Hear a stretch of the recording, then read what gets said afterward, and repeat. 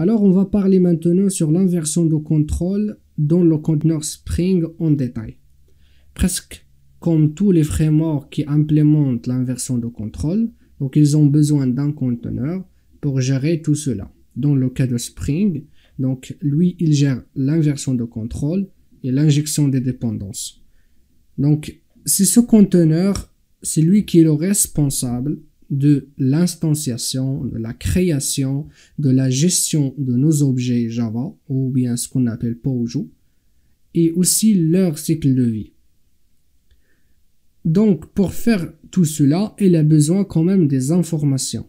Quel objet, il va lui affecter quelle implémentation, et ainsi de suite. Donc, les informations sont stockées dans les métadatas. Donc, en gros, ces informations sont ici.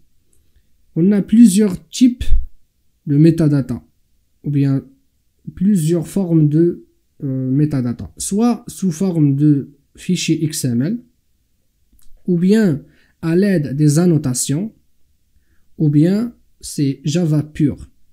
On pourrait combiner entre les trois quand même, vous pouvez utiliser les trois d'un coup, mais moi, personnellement, je préfère combiner entre configuration XML et les annotations. Donc, tout cela, il va entrer dans le conteneur Spring et à la fin, il va nous sortir une application configurée, donc qui va contenir tous les avantages de l'inversion de contrôle dont j'ai parlé tout à l'heure. Je voulais juste ajouter une précision concernant le conteneur Spring. Donc, le point d'entrée vers ce conteneur, c'est l'interface Application Context. Dans Spring, il propose plusieurs implémentations de cette interface.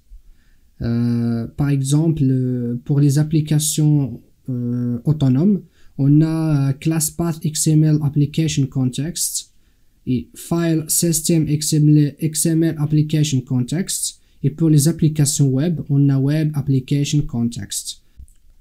Je vous laisse voir aussi la différence entre une application autonome et une application web. Concernant quelle implémentation nous allons utiliser dans le cours, dans ce chapitre et aussi je pense les prochains chapitres, on va utiliser ClassPath XML Application Context pour les applications autonomes et pour les applications web, on va utiliser d'une manière indirecte le Web Application Context.